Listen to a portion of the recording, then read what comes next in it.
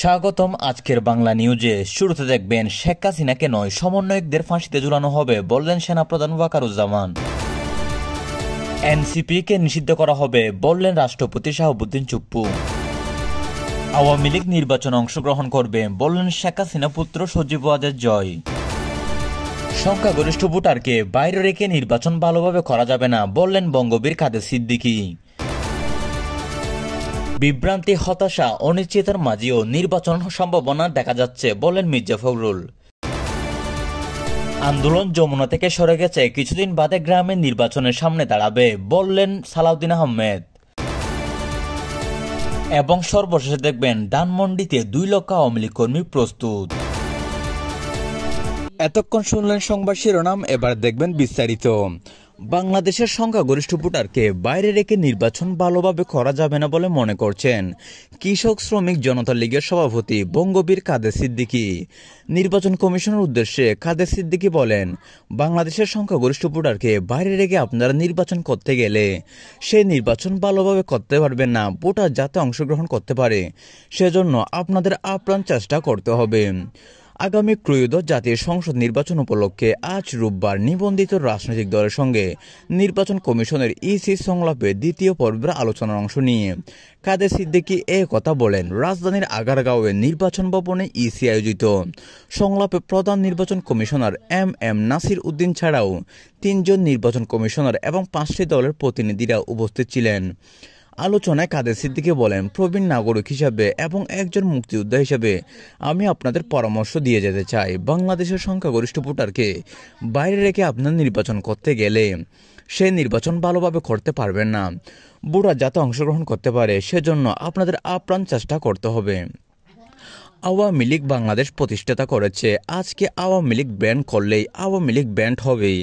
আওয়ামী লীগ নির্বাচন বন্ধ করার চেষ্টা করবে, অবশ্যই করবে। কেউ বোকার মতো করবেন, কেউ আবার বুদ্ধিমানের মতো করবেন। জাতীয় নির্বাচনের দিনে গণভোটের দিকে কেউ ফিরেও তাকাবে না উল্লেখ করে কাদের সিদ্দিকী বলেন, বিএনপি না বললে, আওয়ামী লীগ নির্বাচন করতে না পারলে বড় অংশের মানুষ এই দিকে ফিরে তাকাবে না। এখন শোনা যাচ্ছে জাতীয় পার্টিকেও ব্যান নিষিদ্ধ করতে হবে। অধ্যাপক ডক্টর ইউনূস 15 মাসেও একবারের জন্য আমাদের কৃষক শ্রমিক জনতা লীগ দলীয়ভাবে হিসাবের খাতায় ধরেননি। এভাবে হিসাবের খাতায় না ধরে সবাইকে যদি বাইরে রাখা হয় তাহলে কোনো মতে একটা গ্রহণযোগ্য নির্বাচন হবে না। গণভোট কিসের উপর করা হবে সে প্রশ্নে রেখে কাদের সিদ্দিকী বলেন, দেশের মানুষ জানে না কি বিষয়ের উপর গণভোট। আবার 4টা বিষয় দেওয়া হয়েছে গণভোটে, এখন 4টা প্রশ্ন হ্যাঁ নাকি না। 4টা প্রশ্ন 2টাতে যদি অমত থাকে সেই 2টা প্রশ্ন কি ভোটাররা মতামত দিতে পারবে? কাদের সিদ্দিকী বলেন, শেখ হাসিনা বলেছেন আবার নাকি গণতন্ত্র প্রতিষ্ঠা করবেন। দুর্ভাগ্যের সঙ্গে বলবো, গত 3টা বার মানুষ কোনো ভোট দিতে পারেনি। আল্লাহ যথেষ্ট অসন্তুষ্ট হলে কাউকে কোনো শাসককে গদি থেকে সরিয়ে দেন। তা পরিপূর্ণ আমাদের বোন শেখ হাসিনা করেছেন। তার জন্য আল্লাহর তরফ থেকে গজবের কারণে তিনি তার ক্ষমতা হারিয়েছেন। জুলাই আন্দোলন যারা করেছেন তাদের আমি আগামী 1000 বছর ধন্যবাদ দেব, কিন্তু তাদের পরবর্তী কাজগুলো ভালো হয় নাই। অন্তর্বর্তী সরকারের দেশকে বিভক্ত করে ফেলেছে বলেও অভিযোগ করেছেন কাদের সিদ্দিকী। তিনি বলেন, নিবন্ধিত দল এখন 40-50টা, তার 2-3টা দলের সঙ্গে বসে আলোচনা করেন। সেটা যেমন নিরপেক্ষ হচ্ছে না, সার্বিকও হচ্ছে না। শেখ হাসিনার পতন হয়েছে, স্বাধীনতা বিলুপ্ত হয়নি। শেখ হাসিনার পতন হয়েছে বলে বঙ্গবন্ধু মুছে যাননি, মুক্তিযুদ্ধ হারিয়ে যায়নি। জয় বাংলা বলে যে দেশকে আমাদের স্বাধীন করেছি, আপনারা জয় বাংলা পছন্দ নাও হতে পারে, কিন্তু সেই জয় বাংলা বলার জন্য আপনি জেলখানায় নেবেন। ভাবিকালের ইতিহাসের কাছে এই কি জবাব দেবেন? জবাব নেই। 13ই নভেম্বর কার্যক্রম নিষিদ্ধ আওয়ামী লীগের ডাকা লকডাউন কর্মসূচির সমালোচনা করে কাদের সিদ্দিকী বলেন, লকডাউন কোনো রাজনৈতিক দলের বাসা নয়। এদিকে বিভ্রান্তি, হতাশা, অনিশ্চয়তার মধ্যেও জাতীয় নির্বাচন হওয়ার একটি সম্ভাবনা এখন তৈরি হয়েছে বলে মন্তব্য করেছেন বিএনপির মহাসচিব মির্জা ফখরুল ইসলাম আলমগীর। এ প্রসঙ্গে তিনি বললেন, 2024 সালের ফেব্রুয়ারিতে নির্বাচন অনুষ্ঠানের সম্ভাবনা দেখা দিয়েছে, কিন্তু একটি মহল পরিকল্পিতভাবে দেশের অনিশ্চয়তা সৃষ্টি করতে চাইছে। আজ রোববার দুপুরে রাজধানীর জাতীয় প্রেস ক্লাবে আয়োজিত এক আলোচনা সভায় প্রধান অতিথির বক্তব্যে কথা বলেন মির্জা ফখরুল ইসলাম আলমগীর। মুসলিম জননেতা মাওলানা আব্দুল হামিদ খান ভাসানীর 49তম মৃত্যুবার্ষিকী উপলক্ষে এই আলোচনা সভায় আয়োজন করা হয়। আয়োজকে বিএনপি কমিটি গঠিত মাওলানা ভাসানীর মৃত্যুবার্ষিকী পালন জাতীয় কমিটি। সবাই মির্জা ফখরুল বলেন, যাই হোক, অনেক বিভ্রান্তি, অনেক হতাশা, অনিশ্চয়তার মধ্যে দিয়েও কিন্তু এই নির্বাচন এখন একটা সম্ভাবনা দেখা দিয়েছে যে 2024 সালের ফেব্রুয়ারি মাসে এই নির্বাচন হবে। এখানে কিছু গোষ্ঠী, কিছু মহল আজ পরিকল্পিতভাবে বাংলাদেশে একটি অনিশ্চয়তা সৃষ্টি করতে চায়। তারা বিভিন্ন রকম দাবি তুলছে, নির্বাচনকে ব্যাহত, বন্ধ, অবলম্বিত এবং বিলম্বিত করতে চায়। কিন্তু এই দেশের মানুষ এখন সবচেয়ে প্রয়োজন হলো একটা নির্বাচিত সরকার, যার পিছনে জনগণ থাকবে। কাল বিলম্ব না করে নির্বাচন প্রক্রিয়াকে সমর্থন জানিয়ে জনপ্রতিনিধি নির্বাচিত করার সুযোগ সৃষ্টি করে দেওয়ার জন্য রাজনৈতিক দলগুলোর প্রতি আহ্বান জানান মির্জা ফখরুল। দেশের অর্থনীতির অবস্থা দিন দিন খারাপ হচ্ছে বলে মন্তব্য করেন বিএনপির মহাসচিব মির্জা ফখরুল। এ প্রসঙ্গে তিনি বলেন, নির্বাচিত সরকার না থাকলে অর্থনীতির ব্যবস্থা আরও খারাপ হবে। আইন শৃঙ্খলা পরিস্থিতি নির্বাচিত সরকার না থাকলে খুবই খারাপ হবে।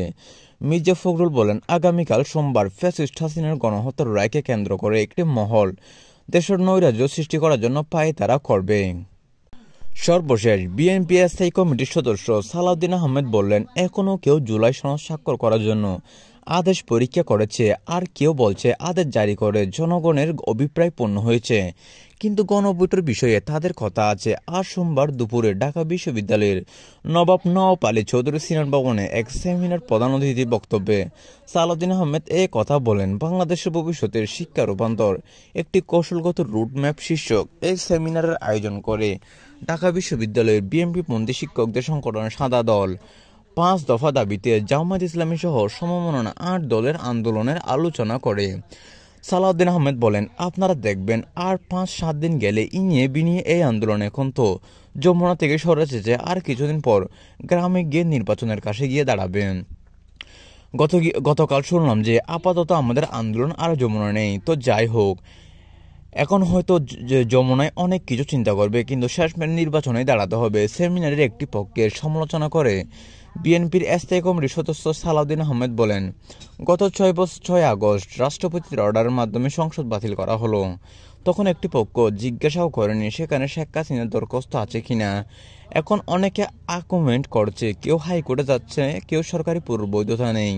তাদের উদ্দেশ্যে বিভিন্ন বাহানায় তার একটি লিগ্যাল কেওয়াস সৃষ্টি করবে, যাতে নির্বাচন বাধাগ্রস্ত হয়, যথাসময়ে নির্বাচন অনুষ্ঠিত নাও হতে পারে, অর্থাৎ নির্বাচনে না হয়, তাতে তারা ক্ষমতা বুক করবেই। যাদের কথা বলা হচ্ছে তারা সরকারের কেউ উল্লেখ নয় করে সালাউদ্দিন আহমেদ বলেন, সরকারের নিয়ত মনে হচ্ছে ঠিক আছে। সরকারের নিয়ত নিয়ে কথা বলার মতো পরিস্থিতি এখনো আসেনি। সরকারের ভিতরে এখনো কারো ভিন্ন উদ্দেশ্য থাকতে পারে। তবে প্রধান উপদেষ্টা ফেব্রুয়ারিতে প্রথমার্ধে নির্বাচন অনুষ্ঠানের বিষয়ে প্রতিশ্রুতিবদ্ধ। কোনো কারণে সেটি না হলে সে কারণে তাকে ধন্যবাদ জানানো হবে। তো এই ছিল আজকে আমাদের নিউজ। আজকের নিউজটি ভালো লাগলে চ্যানেলটি সাবস্ক্রাইব করে দিবেন। ধন্যবাদ।